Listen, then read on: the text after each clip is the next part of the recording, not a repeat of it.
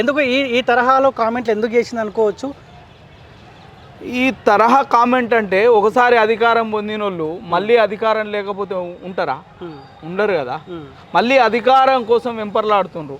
ఒకసారి ఎంపీ ఎలక్షన్లో ఓడిపోయింది. ఓడిపోయిన తర్వాత పోటీ చేయాల్సిన అవసరం ఏమున్నది? ఉన్న పలంగా ఎమ్మెల్సీని కట్టబెట్టాల్సిన అవసరం ఏమున్నది? అంటే ఓ పదవి పోతే ఇంకో పదవి కావాలి. ఇలా ఖాళీ కూర్చున్నారు కుటుంబం అంతా.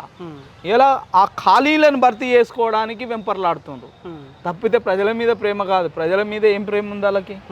ఇప్పుడు 10 ఏళ్ల కాలం పాటు వాళ్ళే అధికారంలో ఉన్నది, వాళ్ళ కుటుంబాన్ని అధికారాన్ని వెళ్ళింది కదా.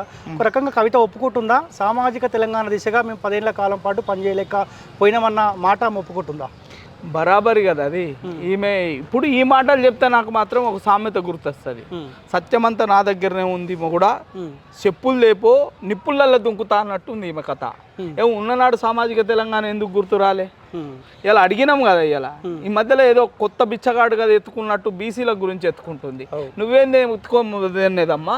ఇలా నీ ద్వారా నేను చెప్తున్నా. ఇలా కేంద్రంలో కులగణన చేస్తామని ప్రకటించారు.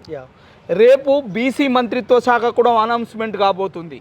బీజేపీ ప్రభుత్వం అనౌన్స్ చేయబోతుంది. రేపు రాజకీయ రిజర్వేషన్లు కూడా బీసీల కోసం బీజేపీ తీసుకురాకపోతుంది. ఇదే జరుగుతుంది రేపు, వేరే ఏం జరగదు. ఇదే జరుగుతుంది. ప్రజలకు ఏది అవసరమో అవసరాలకు రీత్యా ఆ రిఫార్మ్స్ రావడానికి ప్రభుత్వం రెడీ ఉంది. బీజేపీ మా ఇంట్లో పార్టీ కాదు, మా ఒంటి పార్టీ కాదు, ఇంకో కాంగ్రెస్ ఏం మాకు శత్రువేం కాదు. ఏ పార్టీ అయినా రిఫార్మ్ మాకు కావాలి. ప్రజలము మేమేం అడుగుతాం? రిఫార్మ్ కావాలి.